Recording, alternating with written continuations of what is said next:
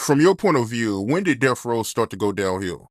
Well, how can I say? Well, I think right after Snoop beat that case, that's when I think that's when a lot of the talkers started about Dre leaving Death Row and all the rumors went about all that. That's around about the time that it started really going in a different direction. Cause now, remember, I don't care who you is, if you a rapper, if you can get Dre to do you a beat, that's a dream come true. So everybody is waiting on a beat from Dre, but Dre ain't giving everybody no beat. So, but everybody is still working and doing their own thing. That's how Daz became the dope producer and all that because they still working and Dre fine tuning them and all that. But around that time when Snoop beat that case, that's when the dynamics started changing about you start hearing about Suge leaving and then Pac was slowly but surely, you could say, taking over. Because he the hottest thing smoking right now.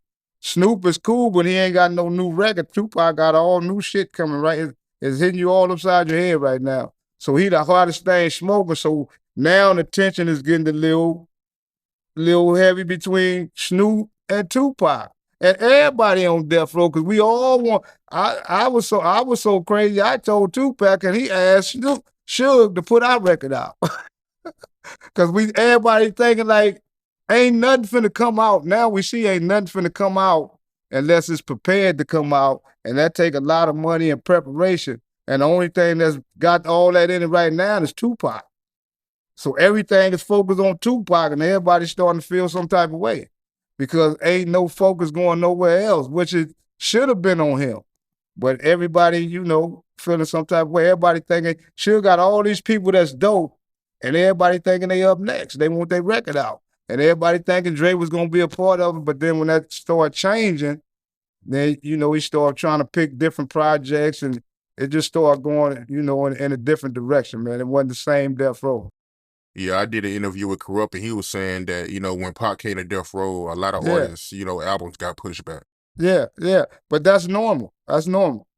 But that's what happened. And that had little tension, and then you got niggas acting like, girl, they doing all kind of chat in the background and all that. And that started messing up the chemistry because at first everybody was happy coming and going to the studio was a happy thing. And then it started turning into stress when, people start getting beat up and things ain't going how they supposed to win. And, it just started being a whole bunch of tension and confusion. What you mean by that when you say that they was acting like girls and gossiping?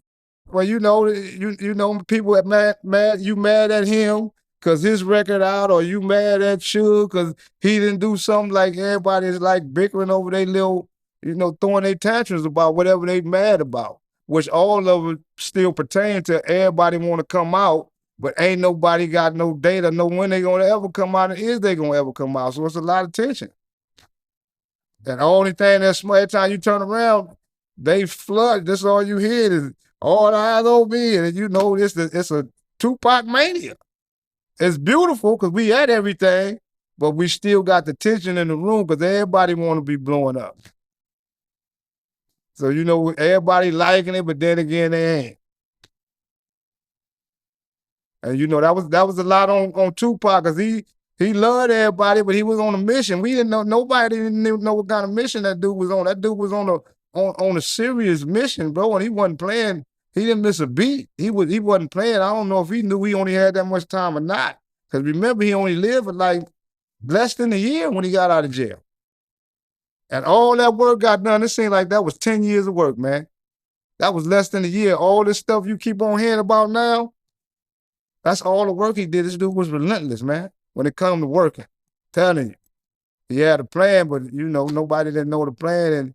And, plans changed all the time. You got to know how to alter every plan you get because it ain't going to never go according to plan 100%.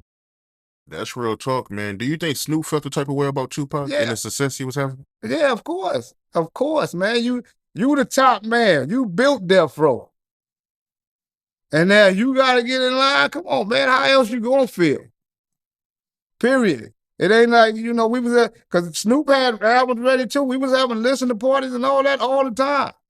He was like, man, that's what I got, big dog. We all in there listening to this dope, but he don't know when it's coming out. Cause remember, Suge was under a lot of pressure too, because he had to meet all kind of other situations that he was in that couldn't move like we thought it could move and like he thought it could move. You couldn't move this stuff like he was making it look, because it all still come back down to paperwork. So all this stuff was being recorded on paper, every single dollar that was moving. And it was a lot of dollars moving and going in a lot of pockets, man. It was feeding a lot of people, but it was a lot of P to pay Paul.